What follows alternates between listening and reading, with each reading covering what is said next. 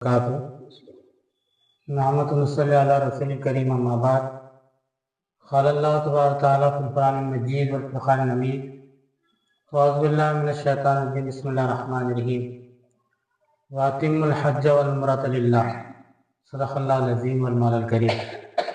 इरशाद बारी तआला है सूरह बक़रा।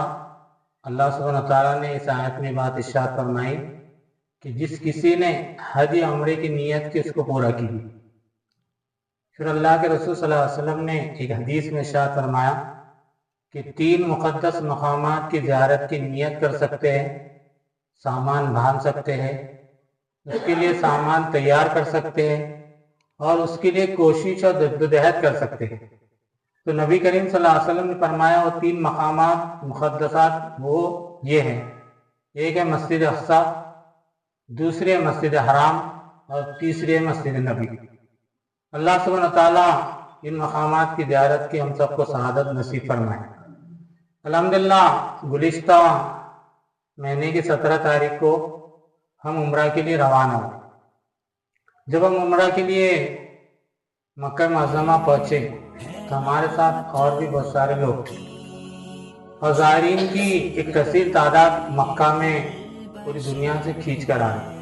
और ये बात अल्लाह सुब्हानहु व तआला ने कुरान मजीद में सैयदना इब्राहिम से कहा जब इब्राहिम अलैहिस्सलाम ने काबे की तामीर की।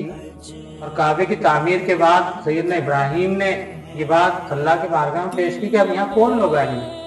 तो अल्लाह सुब्हानहु व तआला ने ये बात कुरान में क़यामत तक के हमारे नक़्श ये रहनुमाई कर दी कि अल्लाह ने सैयदना इब्राहिम से कहा सूरह हज की आयत में कि इब्राहिम सिर्फ तुम अज़ान दो, वअज़्ज़िन फिन्नास बिल हज, तुम सिर्फ इतना कहो, अजान दो, हम आपकी आवाज़ को पूरी दुनिया तक पहुँचाएंगे। और वही आवाज़ को अल्लाह सुब्हानहु व तआला ने दुनिया के कोने कोने तक पहुँचाया और दुनिया के कोने कोने से लोग हरम में और मस्जिद नबी में आते हैं। बिरादरान इस्लाम, मैं अपने सफ़र की रुदात आपके लिए, मेरे लिए और सबके लिए एक रहनुमाई के तहत पेश कर रहा हूँ। उसमें कोई रियाकारी नहीं और कोई अनायत नहीं। अगर ऐसे होंगे तो अल्लाह सुब्हानहु व तआला हमको माफ़ फरमाए।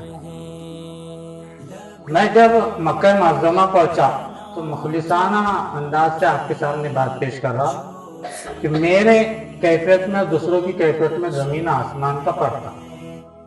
वो क्यों था, इस पर हम गौर करें। इसलिए कि मैं जिस कैफियत के साथ यहाँ से गया वो कैफियत हमारे सीरत की इस रुदात के साथ थी।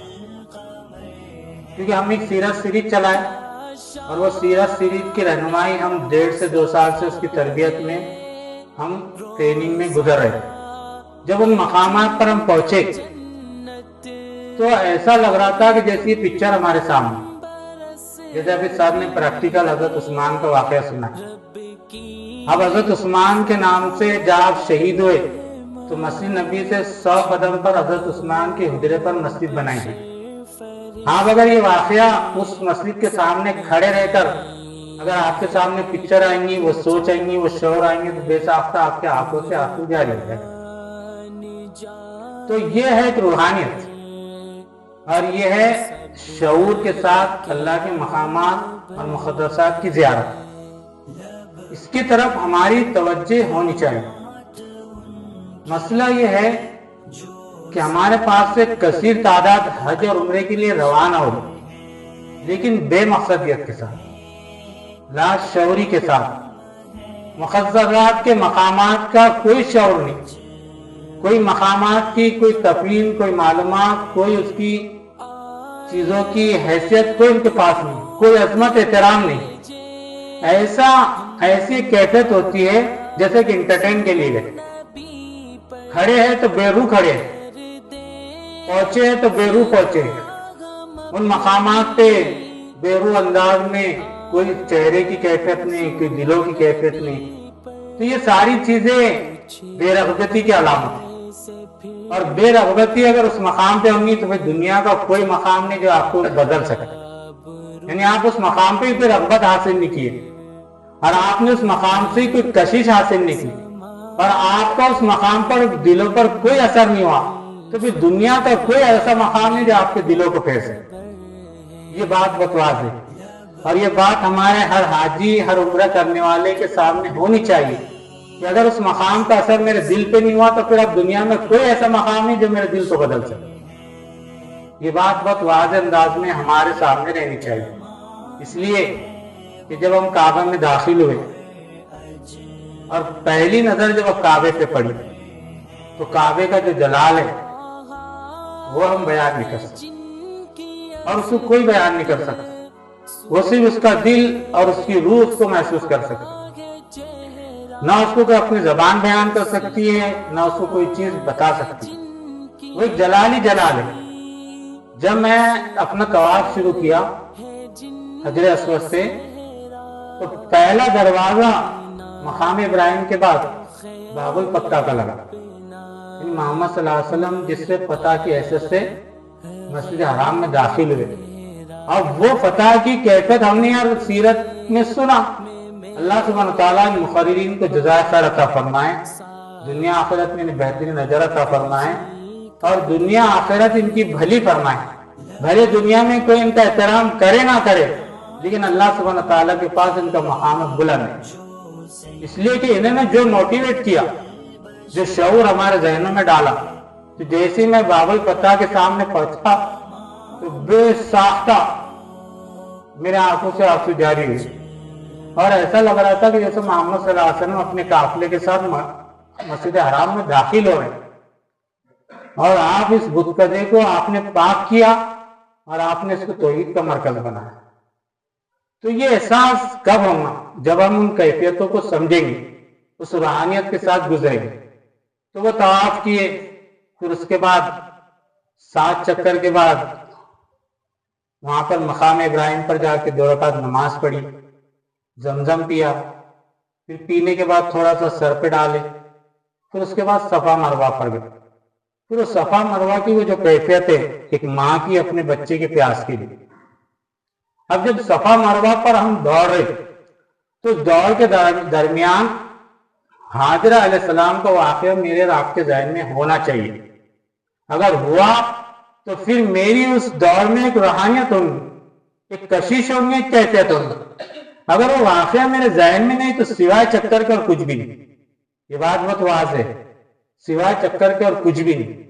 وہ واقعات وہ ذہن میں، وہ فکر میں، وہ سوچ میں سما جانا، تاکہ کل اللہ کی راہ میں اگر میرے بچے میری بیوی آزمائش سے گزریں گے تو میں بھی اللہ کی راہ میں اسی طریقے سے دوڑ دھوپ کر کوشش کروں گا۔ یہ ساری کیفیت ہے، اور وہ سارے مقامات نبیوں کے اور سارے مقدسات آپ کو اپیل کرتے ہیں کہ آپ اس مشن سے جڑیے۔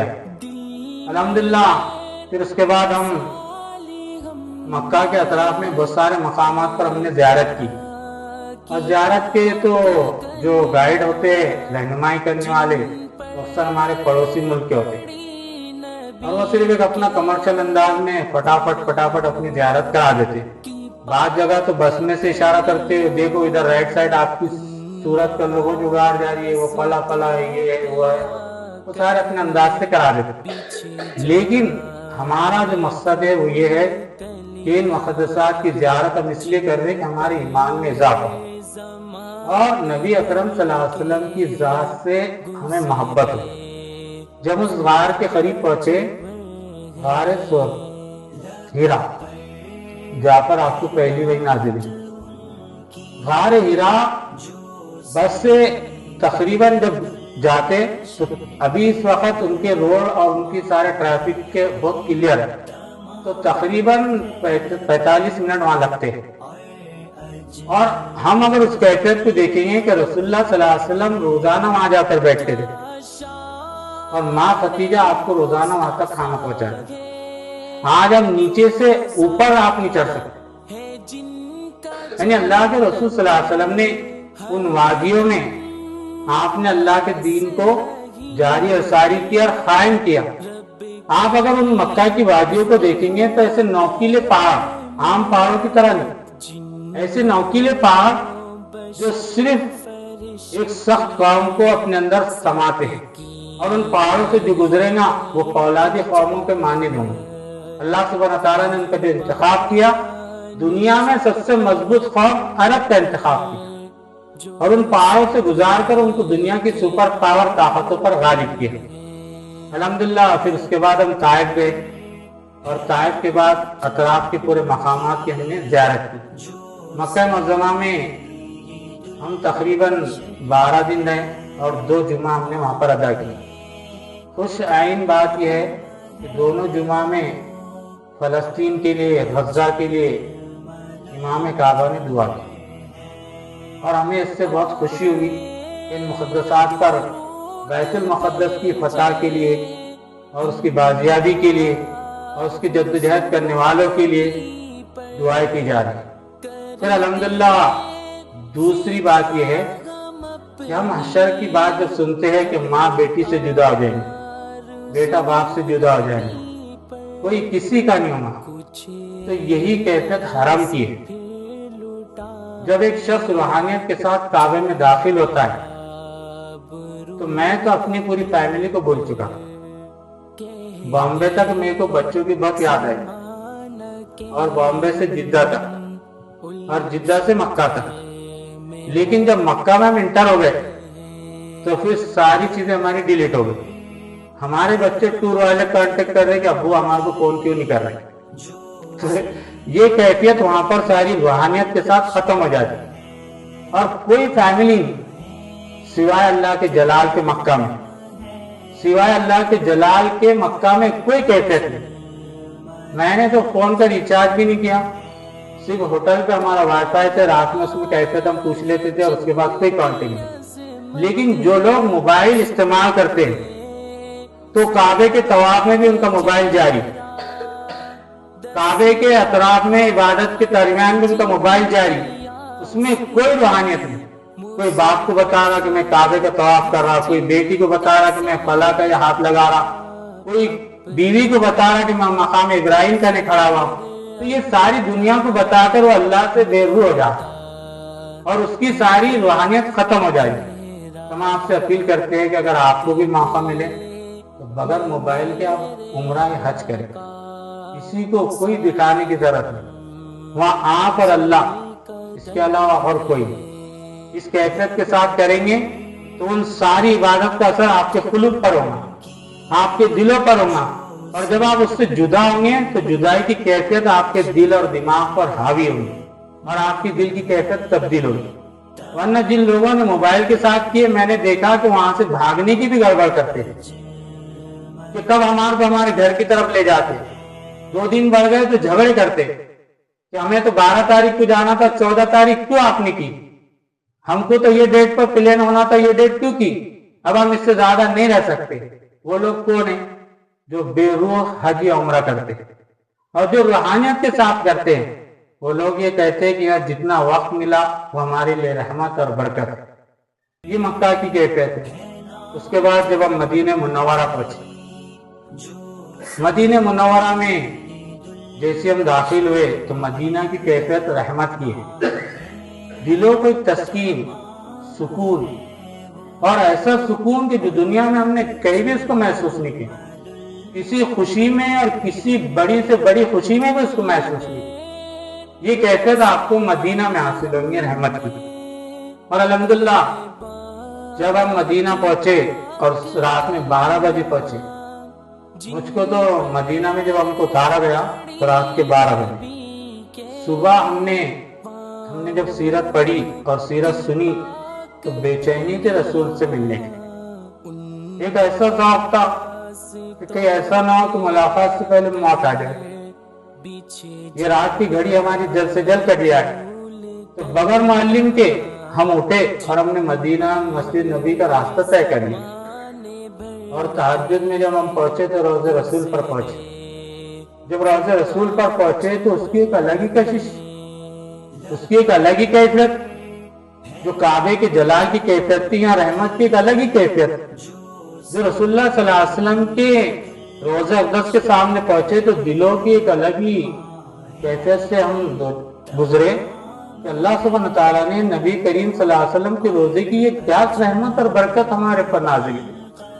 برادران اسلام، اللہ کے رسول صلی اللہ علیہ وسلم کا عشق ہماری ایمان کی علامت ہے، رسول اللہ کی محبت یہ ہماری ایمان کی صفت ہے۔ ہم ان مقامات پر جب پہنچیں گے ہمارے ذہن، ہمارے فکر اور ہمارے قلوب تبدیل ہوں گے۔ جب ہم وہاں پہنچے پھر ہم نے الحمدللہ ہمیں مدینہ منورہ میں 11 سے 11.5 دن ملے، اور آپ کی اور ہماری خوش نصیبی ہے کہ میں نے پورے سیرت کمیٹی کے ممبران اور شرکا کا نام لے کے سلام پیش کیا، اور اللہ سبحانہ تعالیٰ ہم تمام کا سلام نبی اکرم صلی اللہ علیہ وسلم کے روضہ اقدس پہ جو پیش کیا گیا اس کو قبول فرمائے اور ہمیں وہ سعادت نصیب فرمائے۔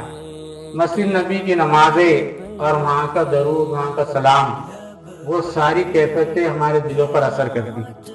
پھر اس کے بعد غزوہ احد کے مقام پر گئے تو غزوہ احد کا جو پہاڑ ہے، جو نبی اکرم صلی اللہ علیہ وسلم کے ذات اور آپ کا جسم اور آپ ایک آزمائش کی کیفیت سے گزرے، اور 70 سے زائد صحابہ وہاں پر شہید ہوئے اور آپ زخمی ہوئے۔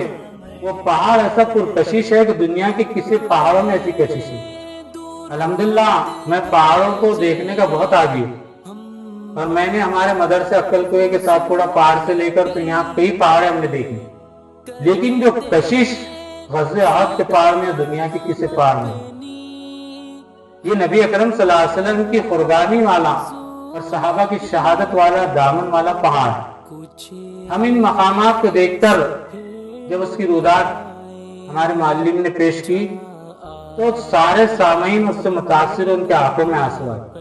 پھر غزوہ بدر کے مقام پر گئے، پھر اس کے بعد مسجد قباء گئے، پھر مسجد قبلتین گئے، اور مسجد نبی میں اطراف میں مسجد غمامہ، مسجد ابوبکر صدیق، مسجد عمر، مسجد علی اور مسجد عثمان غنی رضی اللہ عنہ، یہ سارے 100 قدم کے اطراف میں مسجد نبی کے قریب ہے۔ اور پھر اس کے بعد میوزیم بھی گئے۔ ہم آپ سے یہ دردمندانہ اپیل کرتے ہیں کہ اگر آپ نیت کیجیے، لیکن اس نیت سے پہلے آپ سیرت کو مکمل پڑھیے۔ جس نے سیرت پڑھا اس نے روحانیت کے ساتھ حج اور عمرہ کیا، جس نے سیرت نہیں پڑھا اس کے عمرے میں نہ روحانیت ہے نہ اس کے حج میں روحانیت۔ یہ بہت بات واضح ہے۔ اب لوگ کیا کرتے ہیں؟ لوگ دوسرے مسائل میں الجھ جاتے ہیں۔ اصل جو روحانیت والی چیز ہے سیرت، اس کو چھوڑ کر فقہی مسائل میں بحث کرتے ہیں اور دوسرے مسائل میں الجھ کر اپنی روحانیت، اپنی کیفیت اور اپنی ساری چیزوں کو ضائع کر دیتے ہیں۔ تو ہم آپ سے اپیل کرتے ہیں کہ آپ حج یا عمرے کی نیت کرتے ہیں تو آپ سیرت کا مطالعہ کریں۔ سب سے پہلے آپ مکمل سیرت پڑھیں، اور سیرت پڑھتے ہوئے جب آپ اس مقام پر پہنچیں گے تو آپ ان کیفیتوں کو اپنے سامنے پاؤں گے۔ پھر آخری بات یہ ہے کہ الحمدللہ جب اس مقامات سے واپس آ رہے ہیں تو اب ایک مقصد، ایک مشن ہماری ذمہ داری ہوتی ہے۔